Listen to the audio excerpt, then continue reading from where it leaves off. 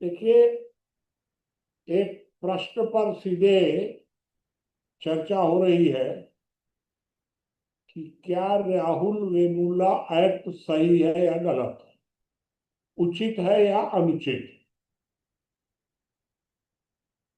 इस बात पर नहीं सोचा जा रहा है कि वर्तमान समय में जब ये भेदभाव घट रहा है धीरे धीरे, तब इस कानून को लाने की जरूरत क्या पड़ी। मैं आपको एक बात ये बताऊं, अपने अपनी जो सोच है हमारी, यह बहुत सोच समझकर कानून लाया जा रहा है। और राहुल गांधी को मैं बुद्धिमान नहीं मानता कभी भी, शरीफ मानता हूं, बहुत शरीफ।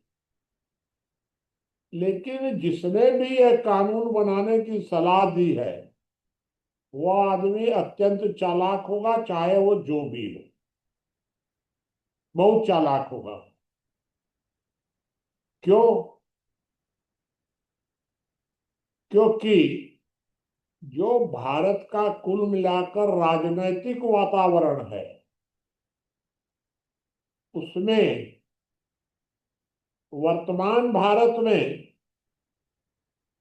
एक दो पक्ष है सीधे। राजनैतिक वातावरण में, हम सामाजिक वातावरण की चर्चा नहीं कर रहे हैं। ये राजनैतिक कानून बन रहा है। समाज रहेगा चूल्हे भाड़ में जाएगा, इससे राजनेताओं का कोई मतलब नहीं है, न कांग्रेस का न बीजेपी का, अभी वर्तमान में। तो अब प्रश्न ये खड़ा होता है कि वाला कि राजनीतिक वातावरण में इस कानून को लाने पर इतना ज्यादा जोर अभी राहुल गांधी ने क्यों दिया। अभी 2 महीने के अंदर ही ये जोर पकड़ा है रोहित वेमुला का। इसका कारण आप समझिए कि भारत में नरेंद्र मोदी सरकार के विरुद्ध लगभग 46% माना जा रहा है, प्रतिशत, कि 46% विपक्ष है, 54% पक्ष है अभी। अब सारे राजनीतिक वातावरण में लगभग टोटल मुसलमान, माने 100% आप मान लीजिए, या 99 मान लीजिए, और अधिकांश ईसाई, दो हो गए, मुसलमान और ईसाई। Total communist 100%।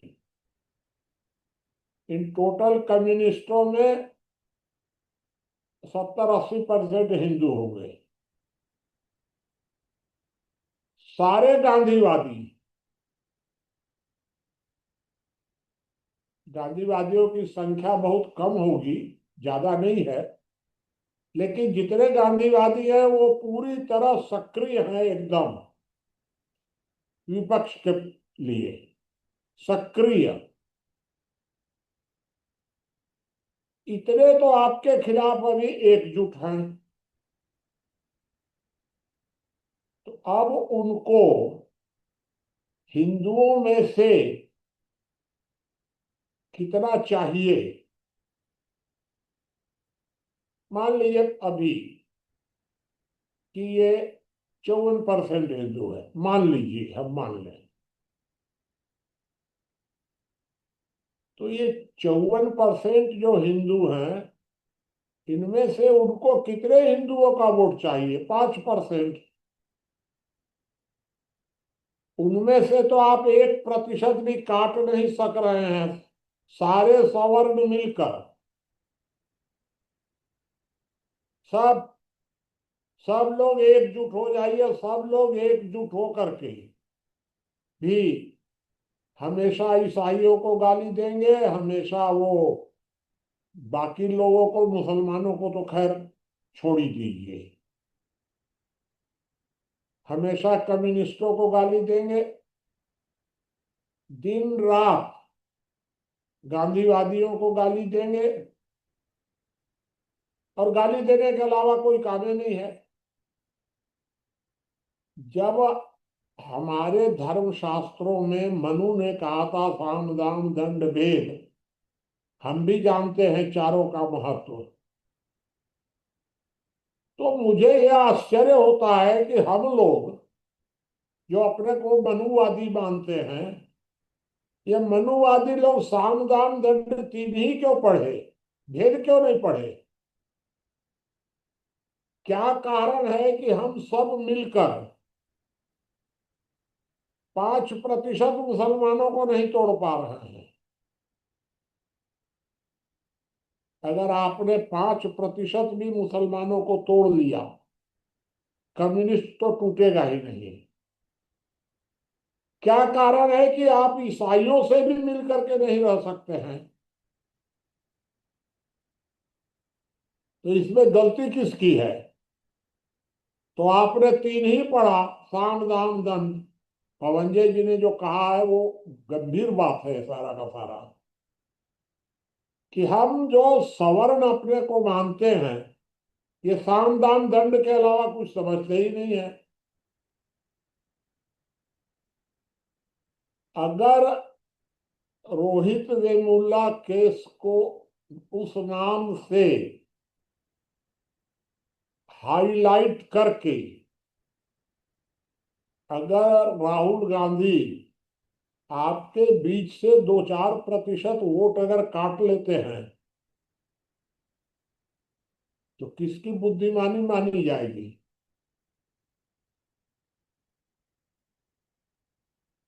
सिखों को हम साथ लेकर नहीं चल सकते। सबसे आश्चर्यजनक मामला तो ये है कि हम ईसाइयों को भी साथ लेकर नहीं चल सकते हैं। भाई, तीन तो मैंने आपको बता दिया, मुसलमान, कम्युनिस्ट, गांधीवादी। ये तीनों क्योंकि मुसलमान है ही हैं, और कम्युनिस्ट और गांधीवादी करीब करीब जो भी हैं, लेकिन टूटने वाले जल्दी नहीं है उस सब। तो जब आप किसी को साथ लेकर चलेंगे ही नहीं, तो अल्पमत में कौन आएगा? फिर सारे पोस्ट ये आपको ये बतावें कि ये सारा मामला जो है दलित और आदिवासियों को बहुत ज्यादा छूट देने का, ये नेहरू की चाल थी। ये चाल क्या होती है कि हम प्रधानमंत्री सवर्ण बनेगा, बड़े बड़े पदों पर सवर्ण रहेगा, और उन लोगों को हम पद नहीं देंगे ज्यादा, उनको हम दूसरे तरह से सुविधा दे देंगे। अगर अभी भी भारत में उच्च पदों पर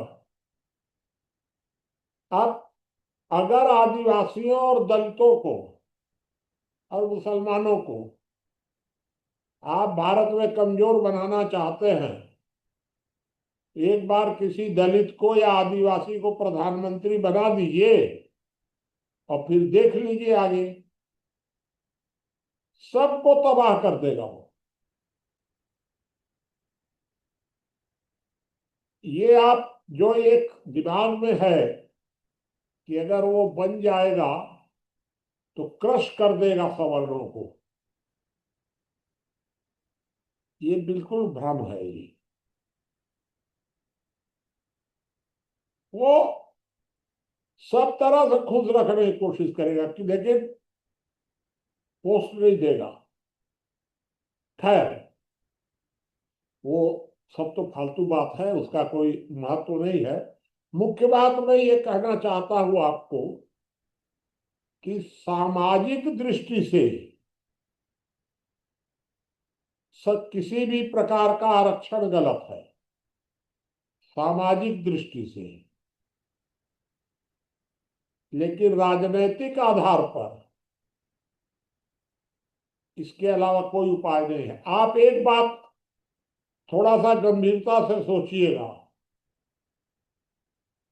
कि अगर वर्तमान समय में दलितों और आदिवासियों के अंदर बाकी सवर्ण लोग चुपचाप, कुछ नहीं करने की जरूरत है उसके लिए, चुपचाप उनके अंदर कोई ऐसी लीडरशिप आप जागृत कर दीजिए दलितों और आदिवासियों में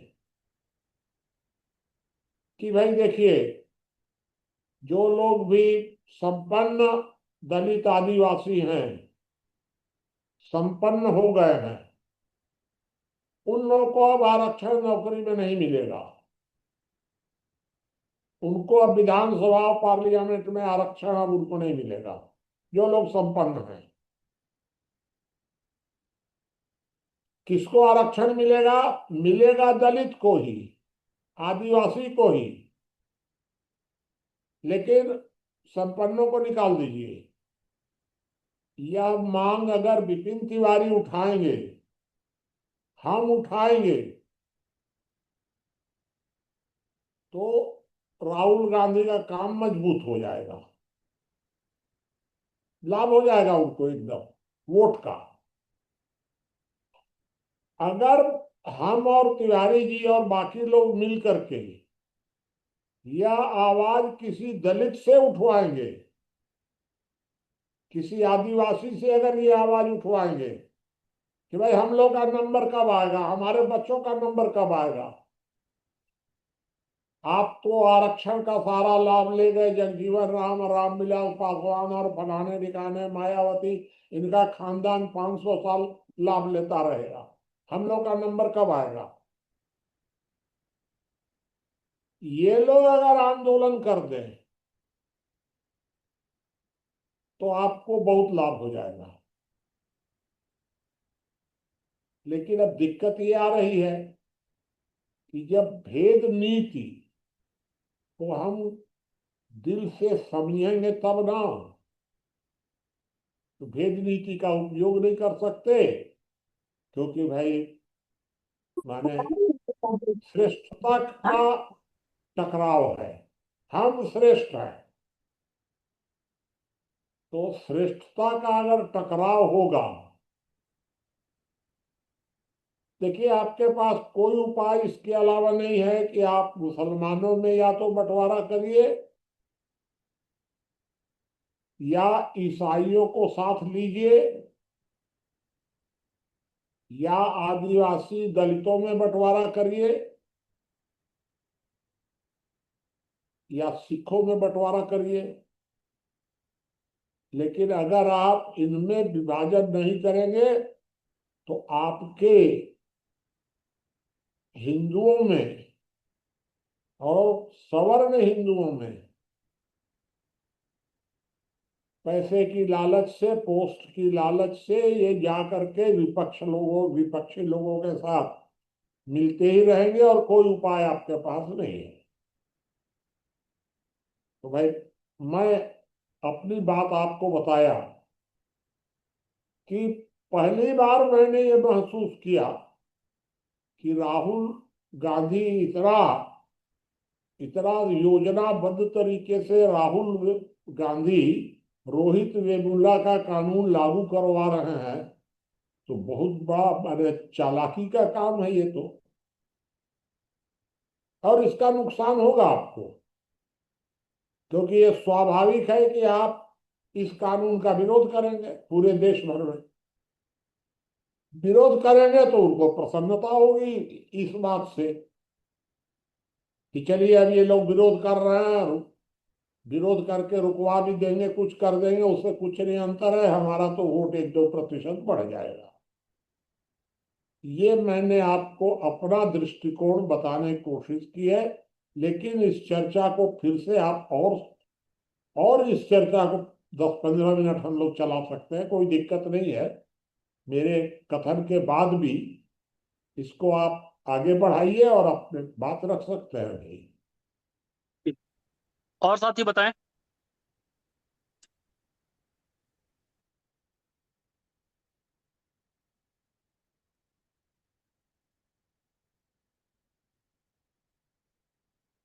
मेरा सुझाव सिर्फ ये है कि इस कानून के नाम पर अभी विरोध करने की जरूरत ही नहीं है। वो सोचेंगे बड़े बड़े लोग। जितना हम लोग इसको चर्चा का विषय बनाएंगे, उसको चर्चा का विषय बनाने से उतना नुकसान होगा।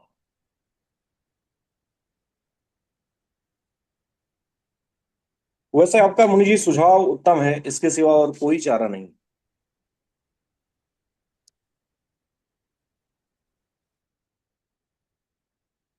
और बताइए, या कोई बात पूछना चाहे तो बताइए। बाबूजी, इसमें एक प्रश्न खड़ा होता है। जैसे हम स्टेट गवर्नमेंट की बात करें, स्टेट गवर्नमेंट ने कोई कानून बना दिया और वो संविधान के त्रेम्बुल के विरुद्ध है या समानता के अधिकार के विरुद्ध है, या फिर ऐसे देखते हैं कि किसी व्यक्ति पर कार्रवाई हो जाती है और कोई प्रमाण मिलता नहीं है या आरोप झूठा सिद्ध होता है। तो जब झूठा सिद्ध होता है तो आरोप तो उस पर जो है कार्यवाही बनती है। क्या न्यायालय इस पर कुछ कर सकता है, या न्यायालय इस प्रकार के कानूनों को निरस्त कर सकता है? क्योंकि हम ये तो कह देते हैं कि न्यायालय जो है वह जो है कानून नहीं बना सकता, वो विधायिका ही कानून बनाएगी। और विधायिका कानून बनाएगी और ऐसे उल्टे सीधे कानून बना देगी, तो फिर न्यायपालिका की क्या भूमिका? केवल मूक दर्शक तक रहेगी, या फिर जो कहती है कि हम लोकतंत्र की सुरक्षा करते हैं और वहां सुरक्षा कर रही है जहां आवश्यकता नहीं है, जहां घुसपैठ करनी है, वहां वो राष्ट्रपति के अधिकारों को भी बाधित कर देती है कि राष्ट्रपति 3 महीने में जो है उन्हें कानून के पारित करना पड़ेगा, साइन करना ही पड़ेगा। तो यहाँ पर न्यायपालिका की क्या भूमिका हो सकती है अगर कोई याचिका लेके जाता है तो? नहीं, एक बात बताइए कि न्यायपालिका गलत है, अब मान लिए, इसका समाधान वर्तमान में क्या है? सरकार क्या करे इसके लिए? वर्तमान भारत में जो गवर्नमेंट है, या नरेंद्र मोदी की सरकार है समझ लीजिए, तो जब तक ये मामला तो संविधान के अंतर्गत फिर आएगा। तो आपको क्या, भारत के मतदाताओं ने संविधान संशोधन का अधिकार नेहरू को दिया था, इंदिरा को दिया था, राजीव को दिया था, सबको दिया था संविधान संशोधन का अधिकार। क्या आपको भी दिया है?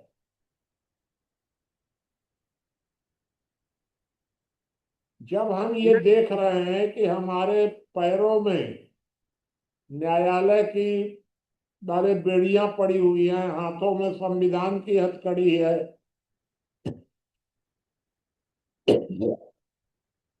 तो अगर उस सरकार से हम कहते हैं कि तेज दौड़ो, कैसे दौड़ेगा? पैर में तो न्यायालय पड़ा हुआ है और हाथों में संविधान है उसके। अगर मुझे भी प्रधानमंत्री बना दिया जाए और आप कहें कि भाई आप इसको ठीक कीजिए, जब तक संविधान संशोधन के लायक आप पावर नहीं देंगे, तब तक हम क्या कर लेंगे? बाबूजी, मुझे लगता है कि सत्ता पक्ष को गंभीरता से विचार करना चाहिए। और जैसे अब तक राहुल गांधी जी ने जिन प्रश्नों को उठाया या जिन मुद्दों को उठाया, सरकार ने उसका कोई ना कोई समाधान निकाला या तो उसको लागू कर दिया। तो मुझे ऐसा लगता है कि इसका एक विकल्प यह भी निकाला जा सकता है कि जहां जहां भारतीय जनता पार्टी से शासित राज्य है, वहां पर मुसलमानों को और ईसाइयों को जो विशेष अधिकार दिए गए हैं, वो विशेष अधिकार एससी एसटी और ओबीसी को डाइवर्ट कर दिए जाएं। ये कैसे? भेद की नीति तो हो सकती है, वो हिंदुओं नहीं के नहीं साथ जुड़ेंगे। जी। ब्रजेश जी आप हमको बताइए कि उनको कैसे किए जाएंगे जब तक संविधान में संशोधन नहीं होगा। अगर आपने कोई अधिकार चेंज किया 1%, तो कोर्ट रिजेक्ट कर देगा आपके उस संशोधन को।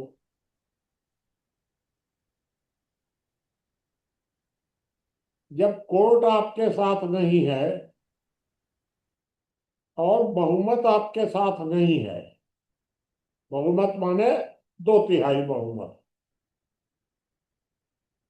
तब आपके पास प्रतीक्षा करने के अतिरिक्त क्या मार्ग है? देखिए एक और भी बात चीजें। सोचिए जी। कि मैं जानता हूं कि अगर मेरी कोई सलाह है और अगर कोई गंभीर सलाह है तो सरकार में सुनी भी जाती है। क्या सलाह दूं मैं उसको इस संबंध में?